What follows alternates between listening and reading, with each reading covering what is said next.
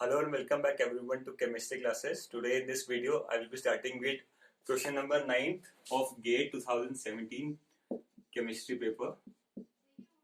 So starting with question number 9, it is written here the electronic ground state term for chromium ion in this complex. तो इन्होंने complex दिया है chromium का और हमें इसकी टर्म सिंबल निकालना है। तो यहाँ पर ये हमारे तीन कंसेप्ट चेक करना चाह रहे हैं। फर्स्ट कंसेप्ट ये है कि क्या हमें टर्म सिंबल निकालना आता है for a particular electronic configuration. Second चीज ये है कि क्या हमको क्रोमियम का पोजीशन इन पीरियोडिक टेबल पता है, क्योंकि तभी हम उसका इलेक्ट्रॉनिक कॉन्फ़िगरेशन निकाल सकते हैं। और तीसरी चीज जो कि शायद हम मिस कर सकते हैं और वो चेक हो रही है इस क्वेश्चन में, कि क्या हम ये नोटिस कर रहे हैं कि जो ये लीगेंड है वो स्ट्रॉन्ग फील्ड है या weak field. This is a thing we could miss कि whether we are checking this also कि जो लीगेंड है वो स्ट्रॉन्ग फील्ड है या वीक फील्ड, क्योंकि अगर लीगेंड स्ट्रॉन्ग फील्ड या वीक फील्ड है तो उसकी वजह से जो कॉन्फ़िगरेशन है क्रोमियम की वो चेंज हो सकती है। और अगर कॉन्फ़िगरेशन चेंज होगी तो ऑटोमेटिकली हमारा जो क्रोमियम का टर्म सिंबल है वो भी चेंज हो सकता है। ठीक है, तो अगर यहाँ पर देखें तो क्रोमियम, सबसे पहले हमको क्रोमियम का ऑक्सीडेशन स्टेट निकालना है। तो ऑक्सीडेशन स्टेट के लिए हम निकालेंगे, क्योंकि साइनाइड है -1 देता है, तो oxidation state will be +2 for chromium in this complex, and we know that for +2 chromium के लिए कॉन्फ़िगरेशन रहेगी D4। ठीक है, और अब हमें D4 कॉन्फ़िगरेशन को क्रोमियम के लिए रिप्रेजेंट करना है उसके d ऑर्बिटल्स में। ठीक है, तो अगर मैं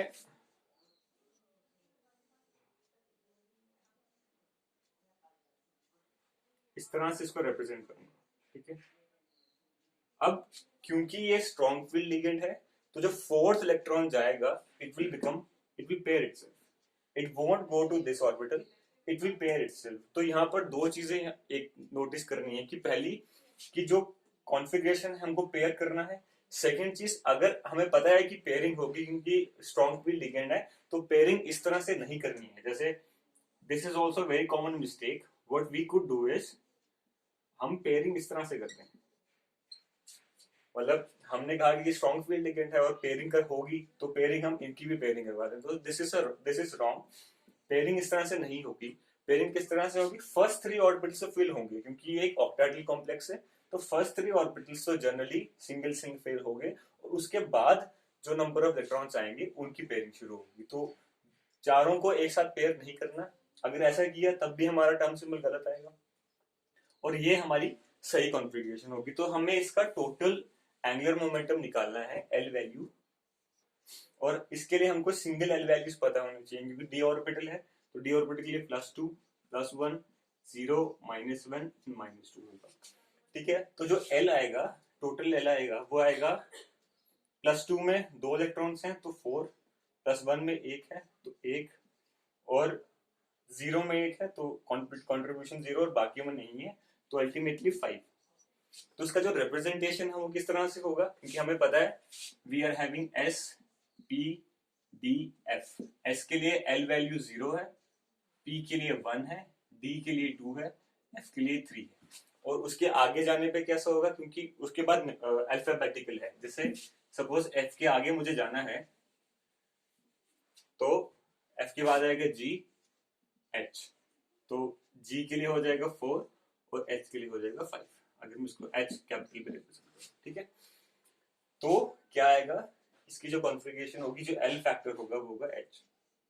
और टर्म सिंबल हम रिप्रेजेंट कैसे करते हैं, टर्म सिंबल हम रिप्रेजेंट करते हैं 2s+1 L एंड J, फिर हैविंग J ऑल्सो। तो J हम रिप्रेजेंट करते हैं, J is the J value जो है वो L+S से L-S तक वैरी करती है। ठीक है, तो उस तरह, और डिपेंड करता है कि वेदर जो ग्राउंड स्टेट टर्म है वो L+S होगा या L-S होगा, वो डिपेंड करता है उसकी कॉन्फ़िगरेशन पे। ठीक है, तो अगर हमको यहाँ का इसका स्पिन मल्टीप्लिसिटी निकालना है तो स्पिन मल्टीप्लिसिटी के लिए क्या करना पड़ेगा, हमको स्पिन टोटली अनपेयर्ड इलेक्ट्रॉन्स जो है, क्योंकि पेयर्ड इलेक्ट्रॉन है इसका तो जो ऑटोमेटिकली स्पिन है वो कैंसिल हो गया, +½ और -½ जो अनपेयर्ड इलेक्ट्रॉन्स है उनका स्पिन कंट्रीब्यूट करेगा, तो हाफ प्लस हाफ, तो S वैल्यू जो है वो इसके लिए हो जाएगी 1, तो ऑटोमेटिकली 2s+1 जो है दैट विल बिकम 3। ओके, तो इसका टर्म सिंबल जो आएगा वो आएगा 3, जो कि इसकी स्पिन मल्टीप्लिसिटी है, और जो इसका L वैल्यू है एंगुलर मोमेंटम वो होगा H। ठीक है, तो this will be the term symbol for chromium CN6 4-। चीजें यहाँ अगर क्या नोटिस करनी है, पहला तो टर्म सिंबल लिखना आना चाहिए, सेकंड कॉन्फ़िगरेशन किस तरह से रिप्रेजेंट करनी है अगर स्ट्रॉन्ग फील्ड लिगेंड पेयरिंग भी करवा रहा है। ठीक है, तो ये चीजें हमको यहाँ पर देखनी है, क्योंकि जनरली हम ये चीज मिस कर जाते हैं कि जो लिगेंड है वो वीक फील्ड है या स्ट्रॉन्ग फील्ड है, वो हम मिस कर देंगे तो ऑटोमेटिकली हमारा ये क्वेश्चन गलत हो जाएगा।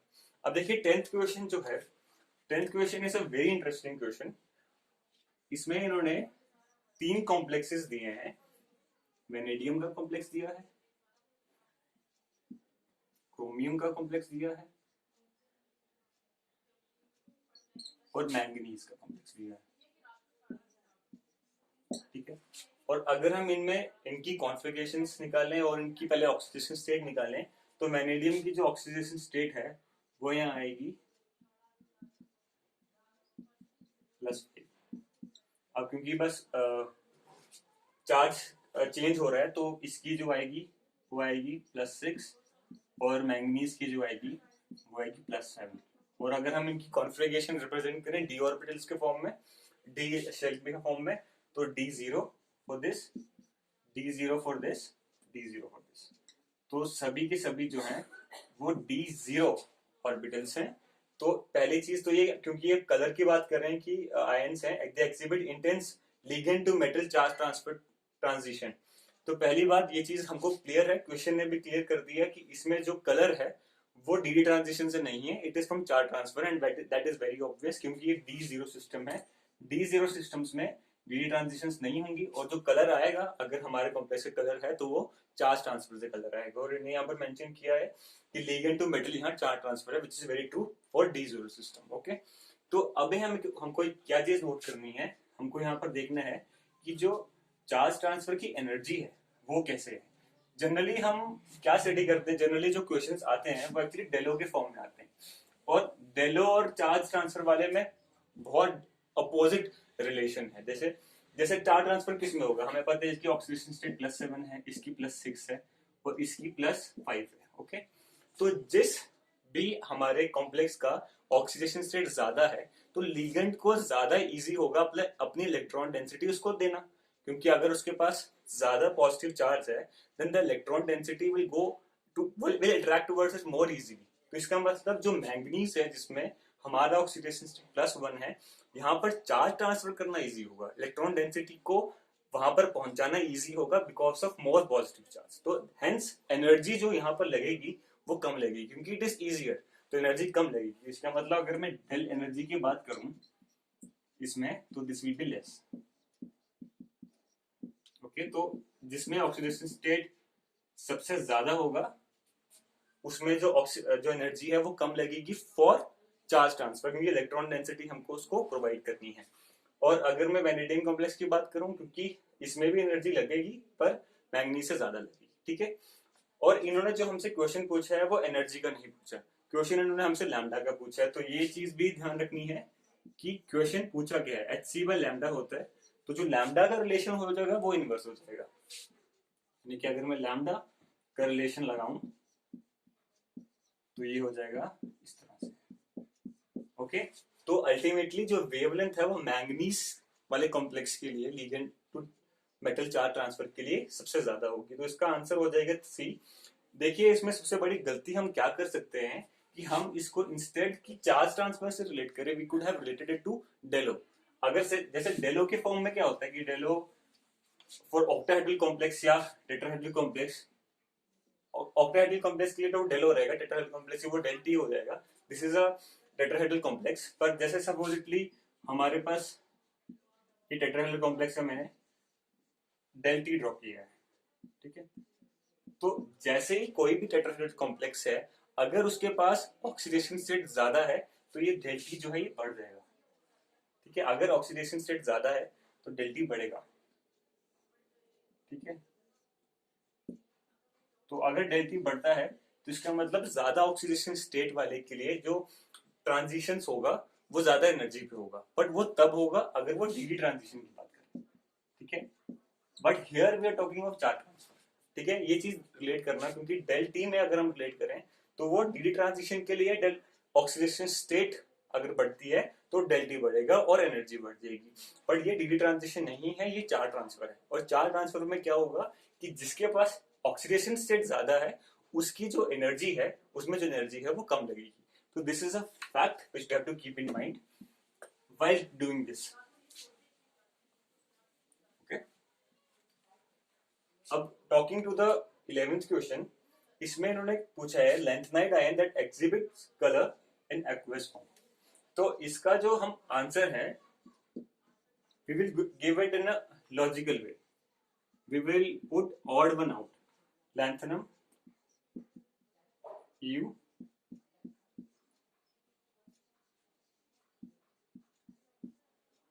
And lutetium. ठीक है, अब लैंथेनम का जो ऑक्सीडेशन स्टेट है, जो इलेक्ट्रॉनिक कॉन्फ़िगरेशन है, वो है F0, ये है F6, ये है F7, this is F14।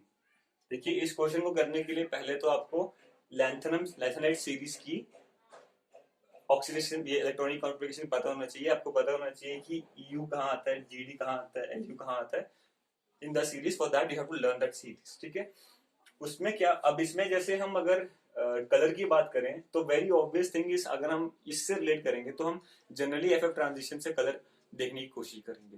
But अगर हम इसमें देखें, लैंथेनम में और इसमें देखें, तो क्योंकि ये सिंगली फिल्ड है, मतलब इसमें कोई भी इलेक्ट्रॉन नहीं है, इसमें सभी electron it is fully filled, तो इसमें और इसमें तो FF ट्रांजिशंस तो पॉसिबल ही नहीं है। अब FF ट्रांजिशंस इसमें पॉसिबल है, इन दोनों में, इसमें भी पॉसिबल है और इसमें पॉसिबल है। बट इसमें जो FF ट्रांजिशन होगी, क्योंकि ये हाफ फील्ड है, ये स्पिन अलाउड नहीं होगा, स्पिन अलाउड नहीं होगा। बट F6 में जो ट्रांजिशन है वो स्पिन अलाउड होगा। तो ऑड वन आउट करते हुए यही हमारा आंसर है। हमें यहाँ पर ये चीज देखनी है कि कौन सी जो है वो ऑड एंड ऑड है।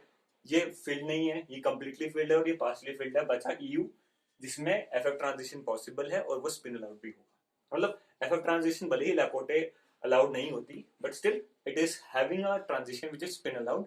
सो EU में EU3 will be showing some color compared to LA, GD and LU. Okay, it will be color. तो अब हम अगर 12th क्वेश्चन की बात करें, तो 12th क्वेश्चन में it is very simple. Again they have asked hapticity of this complex. तो अगर कॉम्प्लेक्स में गिवन है H8 and CuO3, इसमें ये बस हमको यही चेक करना चाह रहे हैं कि क्या हमको इस पर्टिकुलर मेटल आयन का पीरियोडिक टेबल में पोजीशन पता है या नहीं। तो we need to know the position of MO in periodic table. अगर वो आपको पता है तो this is a very simple question to do. तो अगर हम देखें तो उसका जो पोजीशन है वो कैसे आएगा। ओके, और इसकी जो कॉन्फ़िगरेशन है वो होगी S1P5। ओके, तो इसका मतलब जो इसकी टोटल कॉन्ट्रीब्यूशन ऑफ इलेक्ट्रॉन्स हैं वो आएंगे 6 electrons will be contributed. Okay, अब 6 इलेक्ट्रॉन कंट्रीब्यूट है और हमें ये अज्यूम करना है, जब भी हमको कॉम्प्लेक्स दिया है कोई, तो हमें ये अज्यूम करना है कि जो हमारा कॉम्प्लेक्स है वो 18 इलेक्ट्रॉन को फॉलो करता है। ठीक है, तभी वो स्टेबल है, ये हमको अज्यूम करना पड़ेगा। ठीक है, तो 6 electron from this plus X plus एक CO जो है वो 2 इलेक्ट्रॉन देगा, तो 3 CO जो है वो 6 इलेक्ट्रॉन देंगे, that will be equal to 18। तो ultimately X will be equal to 6। So the contribution of C7H8 will be 6 electrons. तो उसकी hapticity जो है वो हो जाएगी 6। ओके, तो इसका आंसर हो जाएगा 6। Just we need to know the position of MO, यही हमको चेक करना है। इसीलिए आपको जो ट्रांजिशन मेटल्स हैं उनकी पोजीशन देखनी पड़ेगी, वो आपको याद होना चाहिए। ट्रांजिशन, तीनों ट्रांजिशन पीरियड ग्रुप्स, उसके बाद लैंथेनाइट वाले ग्रुप्स भी आपको याद होने चाहिए और एक्टिनाइट वाले ग्रुप भी याद होने चाहिए, क्योंकि जनरली उसकी कॉन्फ़िगरेशन हम याद नहीं रखते और ये इंपॉर्टेंट है। ठीक है, तभी अगर वो हमें आपको पता तो ये क्वेश्चन इजीली हो जाएगा। अब 13th क्वेश्चन जो है, they have asked the stretching frequency of oxygen in oxy haemoglobin. Okay, अब इन्होंने ऑक्सी हीमोग्लोबिन दिया है। जो 4 ऑप्शंस इन्होंने दिए हैं 1100, 850, 1550 एंड 1950। ओके, देखिए इस क्वेश्चन हमको ये पता होना चाहिए कि जो हमारा ऑक्सीजन है वो ऑक्सी हीमोग्लोबिन में किस फॉर्म में एग्जिस्ट करता है। जैसे ऑक्सी हीमोग्लोबिन में जो हमारा ऑक्सीजन है वो एग्जिस्ट करता है सुपर ऑक्साइड फॉर्म में, ठीक है। और जब भी सुपर ऑक्साइड फॉर्म एग्जिस्ट करती है तो जो हमारा बॉन्ड स्ट्रेंथ है ऑक्सीजन का वो इंक्रीज हो जाएगा, और अगर बॉन्ड स्ट्रेंथ इंक्रीज होगा, सॉरी बॉन्ड स्ट्रेंथ जो ऑक्सीजन का है वो डिक्रीज हो जाएगा, और अगर बॉन्ड स्ट्रेंथ डिक्रीज होगा तो जो हमारा स्ट्रेचिंग फ्रीक्वेंसी है वो कम हो जाएगी, ठीक है। इसके लिए कम हो जाएगी, ठीक है। इसके लिए हमें ये पता होना चाहिए सबसे पहले कि ऑक्सीजन की इटसेल्फ अगर वो फ्रीली एग्जिस्ट कर रहा है तो उसकी स्ट्रेचिंग फ्रीक्वेंसी क्या है। तो जो इन्होंने जो ये चारों ऑप्शंस दिए ये ऑक्सीजन के ही हैं। जैसे ये वाला ऑप्शन है विच इज अराउंड 1600, ये O2 फ्री की स्ट्रेचिंग फ्रीक्वेंसी है। अब 1100 जो है वो है O2 माइनस की, और ये जो है वो है O2 2 माइनस की। ये पेरोक्साइड है, पेरोक्साइड में हमें पता है सिंगल बॉन्ड की तरफ टेंड करता है उसका बॉन्ड ऑर्डर, तो क्योंकि सिंगल बॉन्ड है तो इसलिए इसका स्ट्रेचिंग फ्रीक्वेंसी और कम हो जाएगी, तो दिस करस्पॉन्ड्स टू पेरोक्साइड। और जो ये है it corresponds to O2 plus. ये तब होगा जब हम इलेक्ट्रॉन एक रिमूव करेंगे। जब भी अगर कोई किसी भी कॉम्प्लेक्स में अगर ऑक्सीजन O2 प्लस की फॉर्म में एग्जिस्ट करेगा तो उसकी स्ट्रेचिंग फ्रीक्वेंसी बढ़ जाएगी कंपेयर टू 1600। बट अगर वो O2 माइनस की फॉर्म में एग्जिस्ट करेगा तो उसकी स्ट्रेचिंग फ्रीक्वेंसी कम हो जाएगी 1600 से, और अगर पेरोक्साइड की फॉर्म में एग्जिस्ट करे तो फर्दर कम हो जाएगी, ठीक है। तो हमें यहाँ पर ये चीज पता होनी चाहिए क्या क्वेश्चन पूछना चाह रहा है कि वेदर वी नो कि ऑक्सीजन जो हमारा ऑक्सी हीमोग्लोबिन में है वो किस फॉर्म में एग्जिस्ट करता है। तो सुपर ऑक्साइड फॉर्म में एग्जिस्ट करता है, तो अल्टीमेटली जिसका जो आंसर है वो हो जाएगा हीलियम, क्योंकि this is the only option that relates to oxygen being in super oxide form. तो स्ट्रेचिंग फ्रीक्वेंसी यहाँ से आती है। जैसे पेरोक्साइड कुछ और कॉम्प्लेक्सेस भी हैं, जैसे हीमोसियानिन्स हैं, जब जब भी वो ऑक्सी फॉर्म में एग्जिस्ट करता है तब वो पेरोक्साइड फॉर्म में एग्जिस्ट करता है वहां पर ऑक्सीजन, तो तब उसकी स्ट्रेचिंग फ्रीक्वेंसी 850 के अराउंड आ जाएगी। तो ये चीज भी अगर आप बायो इनऑर्गेनिक पढ़ रहे हैं तो ये चीज आप देखेंगे किस किस कॉम्प्लेक्स में ऑक्सीजन जो है वो किस फॉर्म में एग्जिस्ट करता है। हीमोग्लोबिन में स्पेसिफिकली ये सुपर ऑक्साइड फॉर्म में एग्जिस्ट करता है, इसीलिए इसकी जो स्ट्रेचिंग फ्रीक्वेंसी है वो आ जाएगी 1100। अब jumping to question number 14।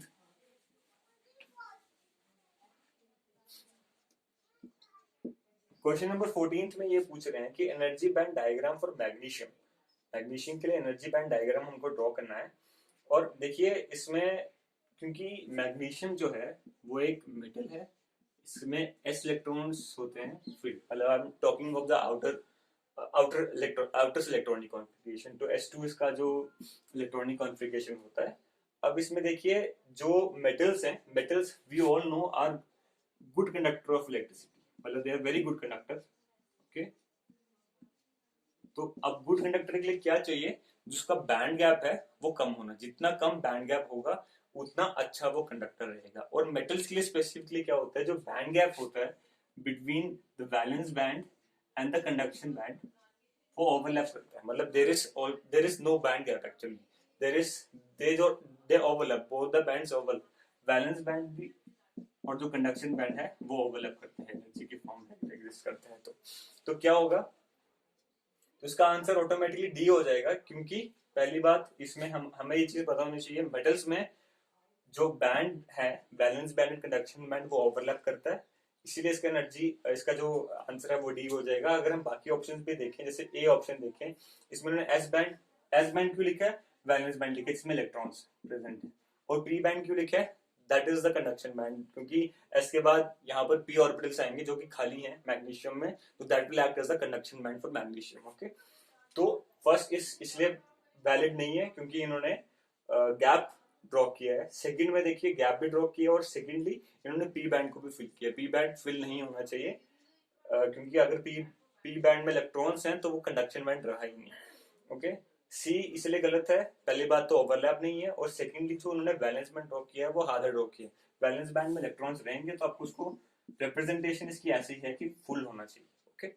And then it is D में तो दैट इज द आंसर, क्योंकि अगर आप देखें भी इन्होंने पी को हाफ मतलब फिल नहीं किया, पी को उन्होंने एम्प्टी छोड़ा है और वैलेंस बैंड को फिल किया, तो this is the correct representation. Valence band को फिल करना है कंप्लीटली कंडक्शन बैंड को एम्प्टी रखना है, they have to overlap for metals. अगर ये सेमीकंडक्टर होता तो सेमीकंडक्टर में हम जो एनर्जी गैप है वो कम कर, ओके,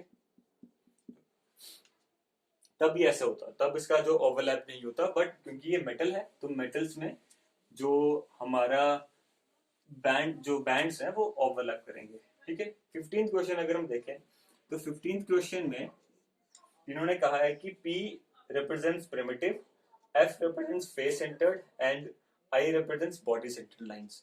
तो इसमें हमको बताना है कि NaCl और CSCl में, NaCl और CSCl में क्या क्या इसका क्या रिप्रेजेंटेशन होगा, ठीक है। तो देखिए NaCl में जो रिप्रेजेंटेशन है, हमें जो NaCl जिस तरह से एग्जिस्ट करता है, NaCl में जो Cl होते हैं they are in corners plus face centre, okay. और जो सोडियम होता है that is present in octahedral voids, ठीक है। अब अगर मैं रिप्रेजेंट कर रहा हूं इसको एक यूनिट सेल में, तो यूनिट सेल में अगर मैं रिप्रेजेंट करूं तो क्या होगा,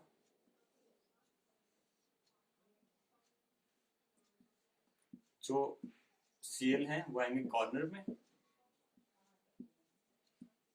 तो 8 Cl तो कॉर्नर में। अगर इसका कंट्रीब्यूशन देखूं तो क्योंकि कॉर्नर का कंट्रीब्यूशन 1/8 होता है, तो टोटल जो Cl है कॉर्नर से जो कंट्रीब्यूशन आएगा वो आएगा 1/8 इंटू 8 Cl प्लस कहां पर प्रेजेंट है, और ये प्रेजेंट है फेस सेंटर में। तो जो भी जितने फेसेस हैं 1 2 3 4 5 6 फेसेस हैं, तो फेसेस में भी ये प्रेजेंट है, ठीक है। तो 6 फेस है, हर फेस कंट्रीब्यूट करता है 1/2 to a given unit cell, तो टोटल कंट्रीब्यूशन हो जाएगा 3।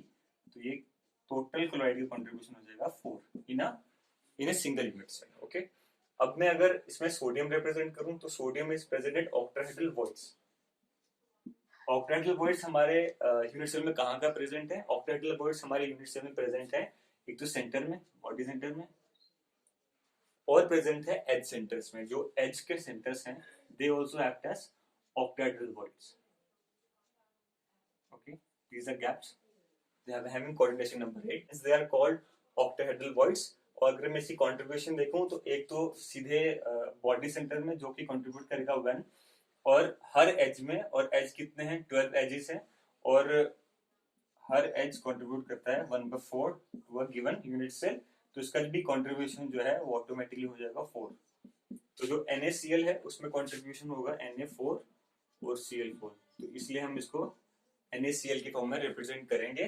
तो अगर हम इसका देखें the best choice of representing NaCl, क्योंकि जो Cl है वो कॉर्नर प्लस फेस सेंटर में है, इसलिए NaCl को हम फेस सेंटर FCC लैटिस के फॉर्म में रिप्रेजेंट करेंगे। तो NaCl will be FCC lattice. अब बात CaCl की आती है कि CaCl को किस तरह से रिप्रेजेंट करें। देखिए NaCl में हमने क्या किया कि हमने Cl को जो है वो कॉर्नर और फेस सेंटर पे रिप्रेजेंट किया, और Na+ को वॉइड्स में रिप्रेजेंट किया। क्यों रिप्रेजेंट किया, क्योंकि Na+ का जो साइज है वो Cl से माइनस से कम है, इसीलिए हमने इसको वॉइड्स में रिप्रेजेंट किया, ठीक है। बट अब हम अगर हम CsCl माइनस की बात करें तो इन दोनों में जो इनका रेडियस है वो इक्वल है, साइज जो है रेडियस वो इक्वल है, तो इसीलिए इसका जो रेडियस रेशियो है इट इज अप्रोक्सीमेटली 1। तो अब इसमें क्या एक चीज रहेगी कि हमें ये चीज खुद डिसाइड करनी पड़ेगी कि हम कॉर्नर में किसको रख रहे हैं और बॉडी सेंटर में किसको रख रहे हैं। This is generally body centre, corner में किसको रख रहे हैं और वॉइड्स में किसको रख रहे हैं, क्योंकि both of them have same radius, any of them can go to the lattice position and any of them can go to the voids, okay। so talking of CsCl, अगर मैं Cl माइनस को lattice positions में represent करूं तो Cl minus will go to corners, okay.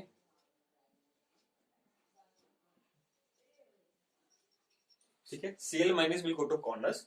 अब इसमें एक चीज क्या है कि हमें Cs+ को रिप्रेजेंट, तो कॉर्नर में है तो कंट्रीब्यूशन तो Cl माइनस का हो जाएगा 1/8 into 8, और अब हमारा जो Cs+ है that will go to the octahedral void. It can be either Cs+ can be at the corners and Cl- can go to octahedral void, okay।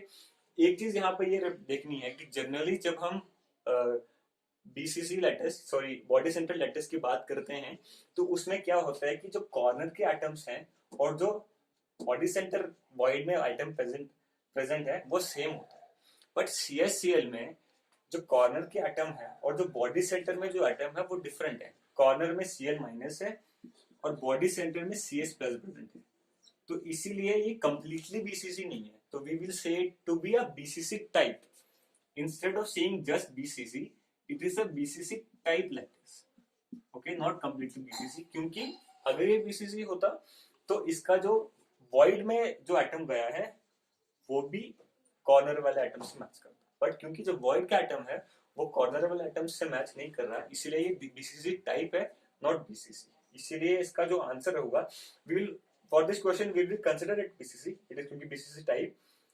तो इसका जो आंसर हो जाएगा NaCl के लिए फेस सेंटर और CSCl के लिए body centre lattice, F and I. So this we have to keep in mind while representing the lattice structure for NaCl and CSCl. And the next questions we'll be doing in the next video. Thank you so much for watching this channel.